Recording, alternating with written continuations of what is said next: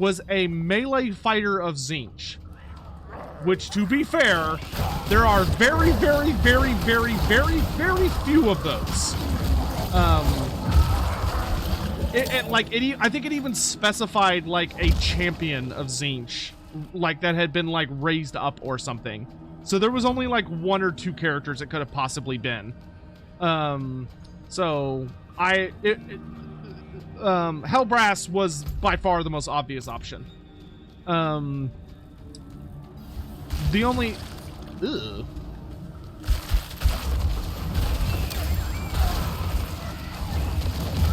Well, that was disgusting.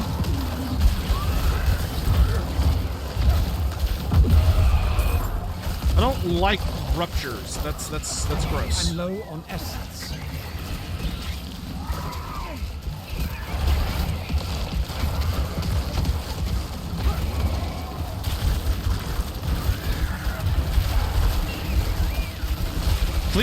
Please stop erupting into bats.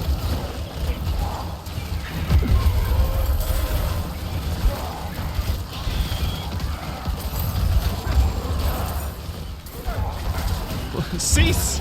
Cease! Please, God. Oh, you're big. And now you're frozen. Rest in pepperonis, bitch.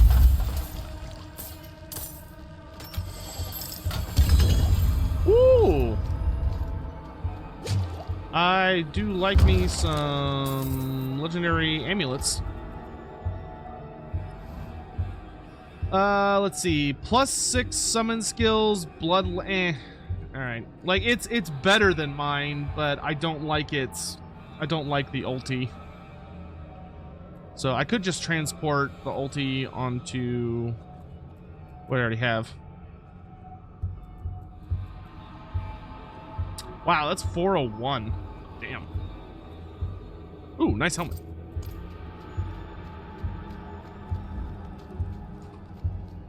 So anyway, yeah, so Thrones of Decay, I suspect it's either Grim Berlikson or Malachi Makasin is the legendary hero. It's one of the two of them. I don't know which one it's going to be, but it's going to be one of those two. Because it's definitely seems like it's a dwarf engineering character. Which I am looking forward to.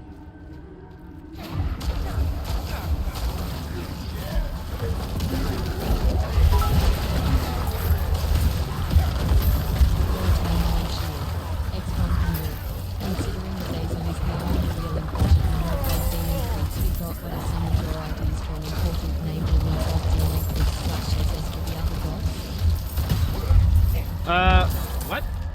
Considering Azazel is the only really important Monogod Demon Prince we got, what are some ideas for an important Monogod Demon Prince for the other gods? I mean, I don't think any of them are going to appear in game. But like from a lore standpoint, when it comes to important demon, there are some demon princes of the other gods that are very lightly talked about.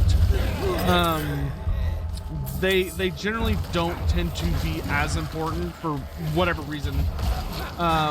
They usually only show up in like stories where they are usually the bad guys that eventually get defeated. I'm trying to think of any off the top of my head. Like I know there's a Nurgle Demon Prince in the Malice Darkblade series. But like he literally just shows up and is eventually defeated by Malice. Though he is pretty terrifying.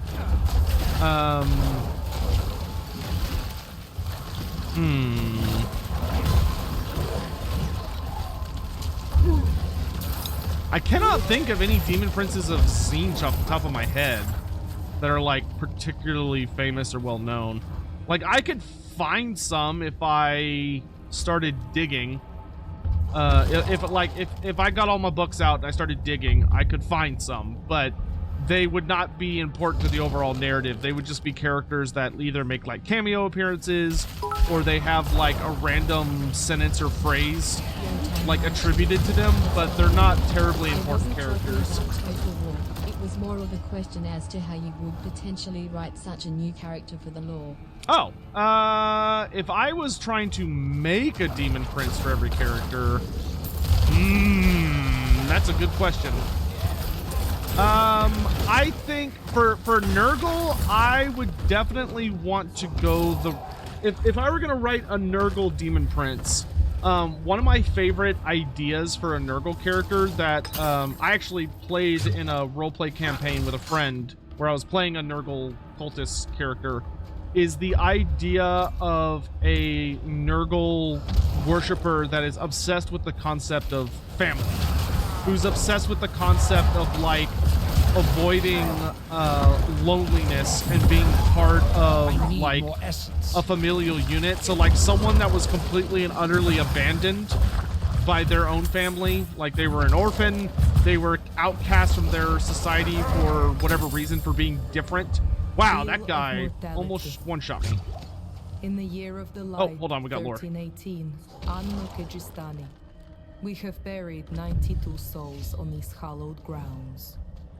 Abortive and stillborn, 7. Bleeding wounds, 4. Childbed, 2. Executed, 15. Frostbitten, 6. Old age, 1. Wow, congrats to the one dude that managed to die of old age. 54. Starvation, 3. Bill of mortality. Well, congrats to the one guy who managed to die of old age. Okay, so for the Nurgle character, I would run with a character who has a perverse sense of family. Someone who, due to his own loneliness and being outcast, but taking the concept of like a found family, he takes it to a perversive extreme, where he welcomes, willingly or not, everyone into his flock, everyone into his family, and embraces them and pulls them in. And his whole focus is on that obsession with always adding to it. You know, and like he would have like Nurglings crawling out of his body. One of my favorite descriptions of a character for Nurgle is the idea of a character who you can literally see their flesh move because there's Nurglings crawling underneath it. So like if he says something the Nurglings find particularly funny or something and they all start giggling and laughing, like his flesh would literally just be moving like waves. I think that would be a very cool concept for a character who is like utterly obsessed with that kind of familial idea of Nurgle as his father, his grandfather, and wanting people to embrace it. So he sees anyone that refuses plague, refuses Nurgle's gifts as like being standoffish and refusing to be part of the family, but he understands. He used to be that way too, but you know, he'll make you see. I think that would be a lot of fun. Alternatively, I would really love to explore a character in a Demon Prince sense for Nurgle who embraces more of the despair aspect. Like, he is significantly less gregarious and fun than most Nurgle characters, but is like a genuinely depressed, sad waste that like everything wastes around him and he never gets to enjoy anything. So he, like, I imagine, like, I would love like a super emaciated, like looking almost like a shambling corpse that everything just rots around him endlessly, as he like walks slowly from place to place.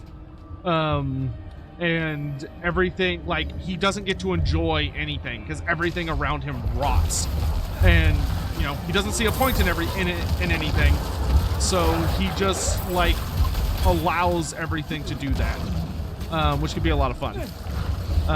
You just drank your airbrush black primer. Should you go to the hospital? No, you'll probably be fine. I mean, if you're really worried, just, you know, make yourself vomit and you'll be fine. But, you know, be more careful about what you drink. Unless you drink like a lot. If you drink just a little bit, then no, you're probably fine. Just, you know, gross. I think I need more Malachi essence. fits better as the LH for Thrones of Decay because of his links to Noel. He taught at the School of Gunnery and travels around. Can be recruited by multiple factions in a lore-friendly way. I would be 100% okay with Malachi Moccasin as a legendary hero. I would have zero issues with that. I would be thrilled. I really would hope that means I get Grim Berlikson as a legendary lord. But I would be super happy with Malachi Moccasin as a legendary hero. You would get no complaints from me on that.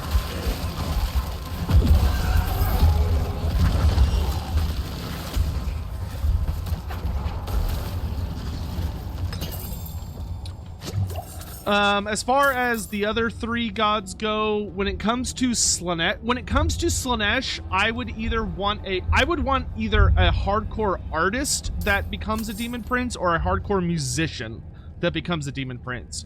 So like for the musician idea, imagine like a Slaanesh demon prince who you have this character that like maybe he turns all sorts of different parts of his body into instruments.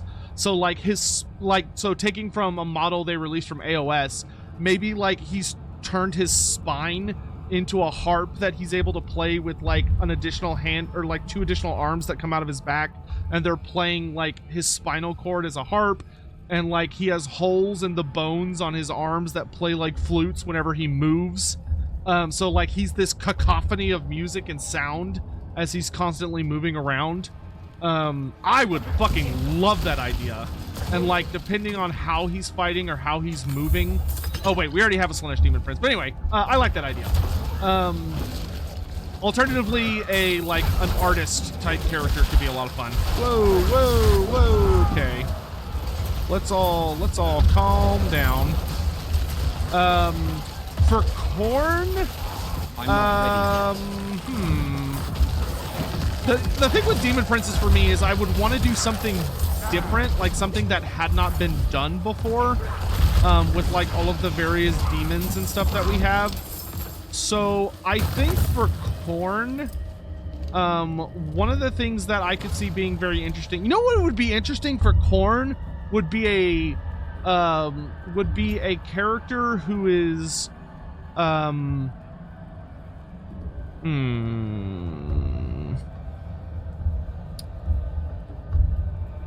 Oh, I can get my ultimate skill.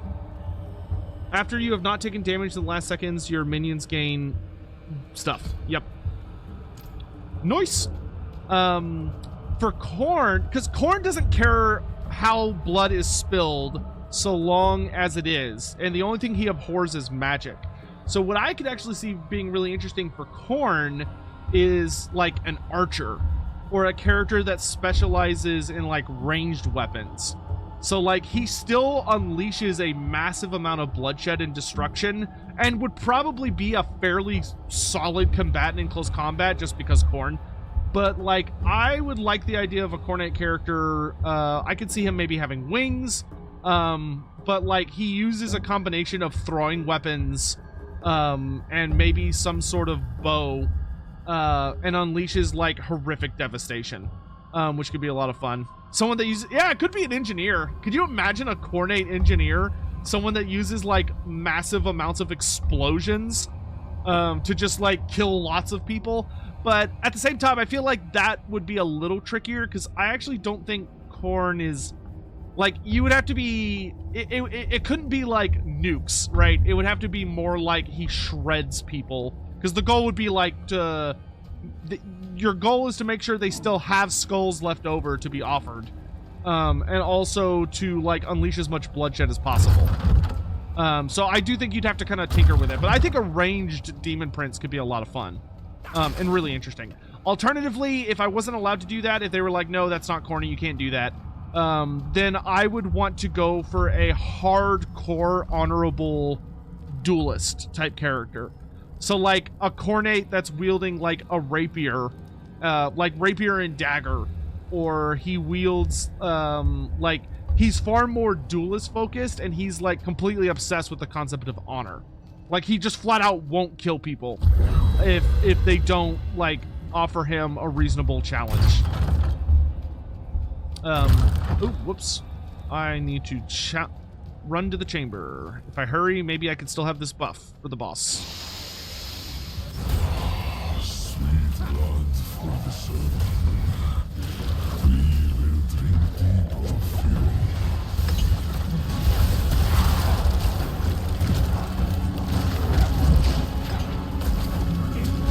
Get 'em, boys!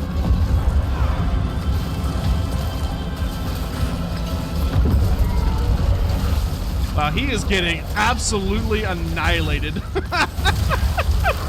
Skeletons just ripping this dude to pieces. See ya. Wouldn't want to be ya. All right, nicely done.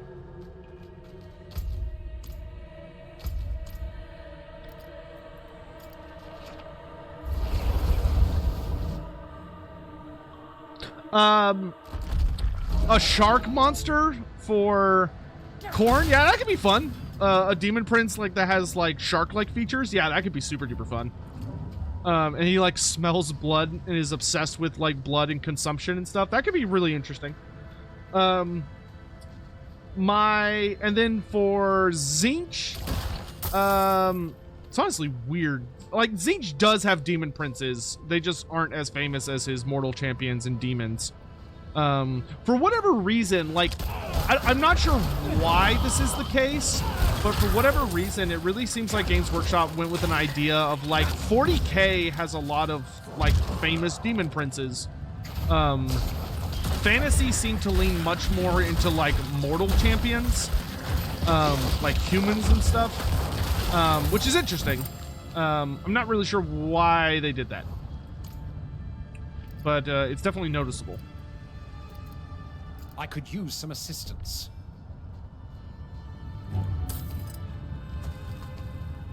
But for Zinch, I would definitely want to go like a hardcore combat route, just because almost all of Zinch's big characters are sorcerers or something sorcerer-like, or a monster, being like Galrach. I would want to go with a super big badass warrior who, like, maybe as he's fighting, he changes between different, like, illusions of himself, or he changes between fighting styles. So, like, what if he had, like, a weapon that shifts every time he, you know, brandishes it? So when he attacks you with one attack, it's a sword, and then when he swings at you, it turns into a spear, and then he swings again, it turns into a halberd, and he swings again, it turns into an axe. And so, like, fighting him is really fucking difficult because he's constantly shifting between all these different fighting styles and weapons, but it's just the same weapon that keeps mutating. That could be a lot of fun. All right, there. Which melee character do I think could take Grimgor Ironhide in a fight? Who could take Grimgor Ironhide in a fight? Thorgrim Grudgebearer could take Grimgor. I don't know necessarily who would win, but that would definitely... I think that fight would slightly favor Thorgrim because of the Throne of Power.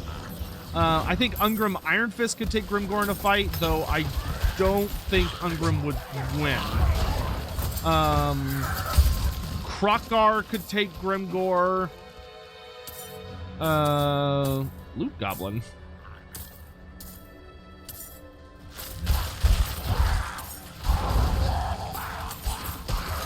I guess I missed him. I need more essence.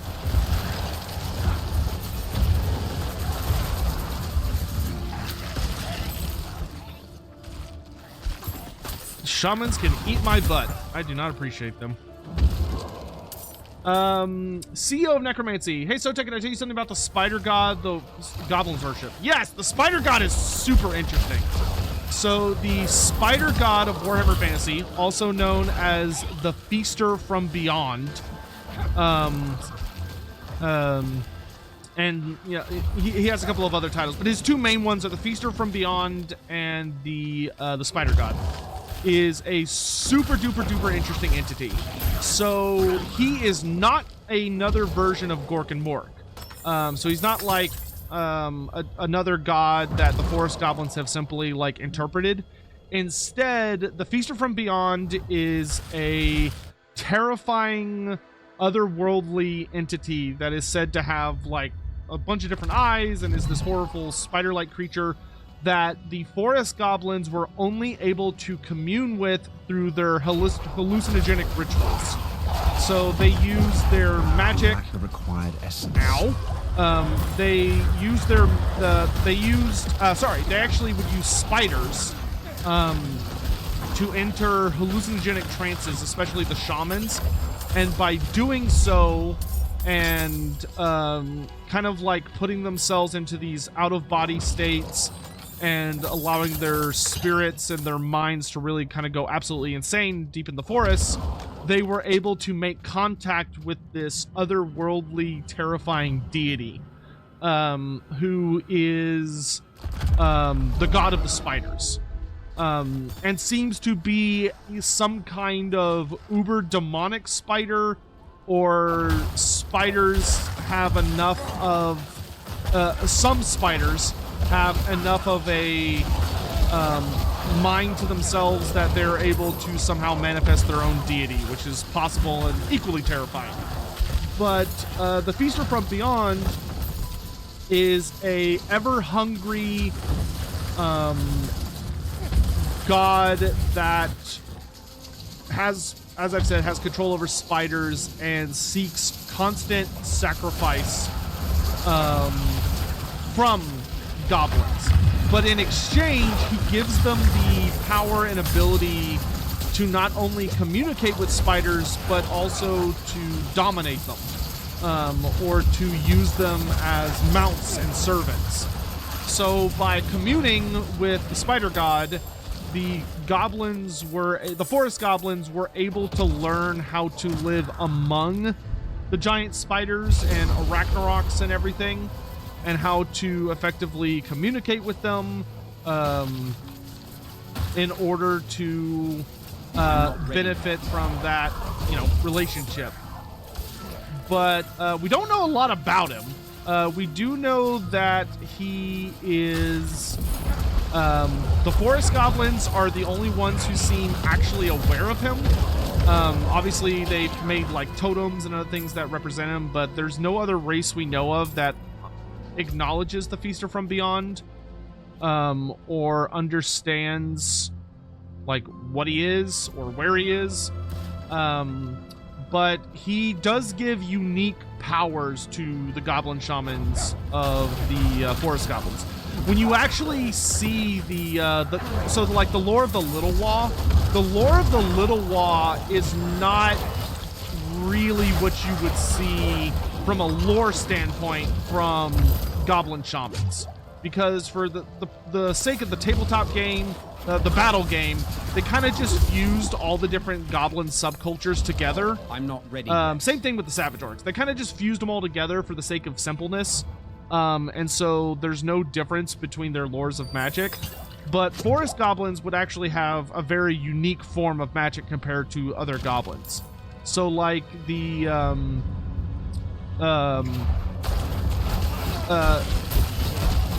spell that gives them poisoned attacks is a forest goblin spell. It is not a it's not something you would see night goblins casting.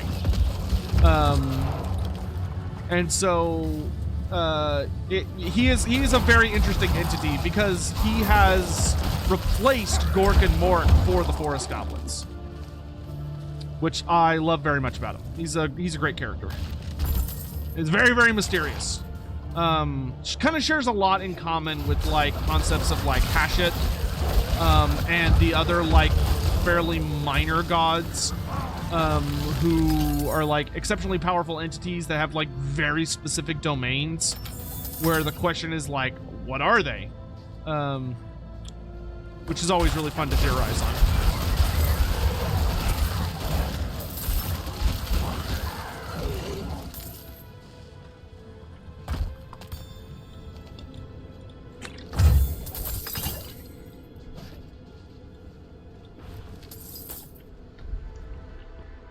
For a range/engineer Corn Demon Prince, you could go with the Skull Cannon Demon Machinery style. Yeah, absolutely. 3 treasure goblins? What is this? Kill them, my minions! For greed! I'm out of essence.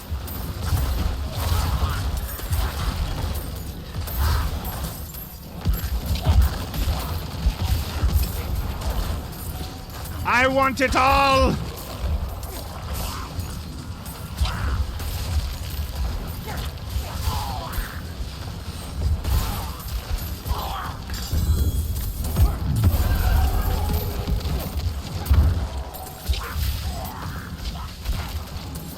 Dude, this would probably be so hard if I was not a summoning character. My bags are full. My bags are full. Delicious. Oh my god, look at all this money!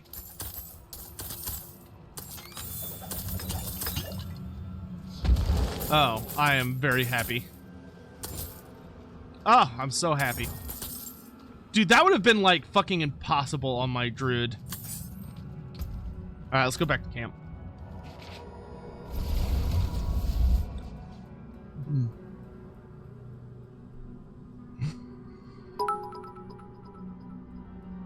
Horned Rat Demon Prince, those are literally just Great Horned Rat, or the Horned Rat has Demon Princes. Demon infused with the wind of metal. They are a Vermin wind Lords. associated with Zionch, with crazy armor and armor piercing. Yeah.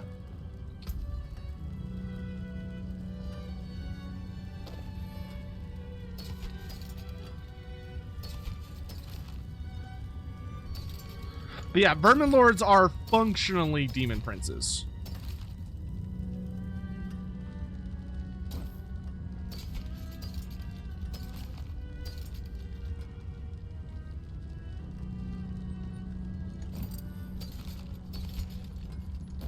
Because according to our according to the more recent lore we have on them, all, if not, supposedly all, but at least all the ones that we know well, so all the important ones,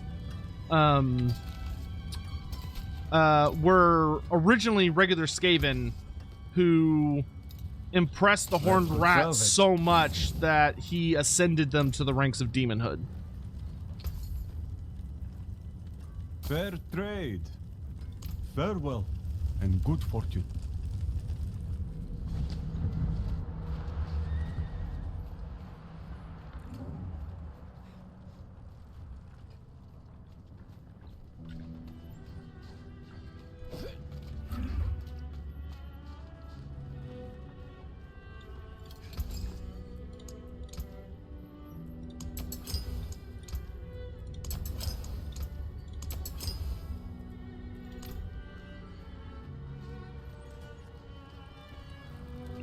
Wish Quig was a Vermin Lord? He might be. I can take common, turn it special. Perhaps somewhere out in the world there is a oops, that's not what I wanted. Perhaps somewhere out in the world there is a Queek Head Taker Vermin Lord.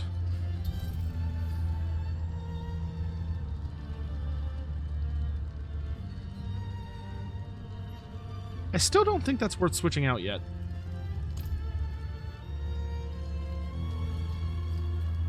Has there ever been a beastman who's reached demonhood? No. Because demonhood is not something the dark gods give as a... So the thing you have to understand about the dark gods and demonhood is that to them, demonhood is something they offer as like the ultimate prize in order to secure like a favored servant and to make sure that they stay loyal or continue to like represent them and all this stuff. But it's kind of like a ultimate big bargain. Beastmen, just by their nature, their souls already belong to the dark gods. They have nothing to offer the dark gods. So the dark gods do not give a shit about the beastmen. They completely ignore them. The vast majority of the time. The closest thing there's ever been to a demon... Ooh. Oh, nice! This has the same thing as my amulet. Fuck yes. Alright, cool. So I can replace my amulet. What else does this give me? Poison resist, fire resist, dexterity, and intelligence. Interesting. Okay.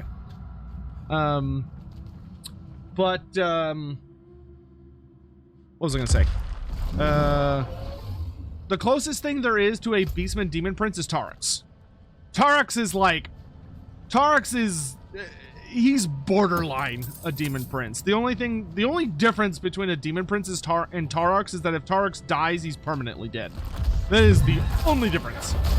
Power level wise, Tarax is insane. And he was given like such a powerful gift by Korn, because Korn was so happy with him.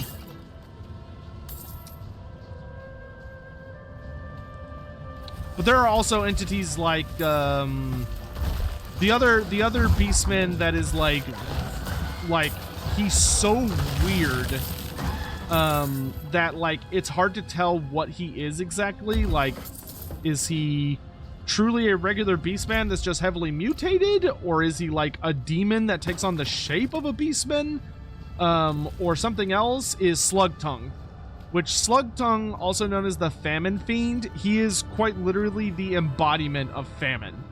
Like, he is famine made manifest, and he is a terrifying character, and he's one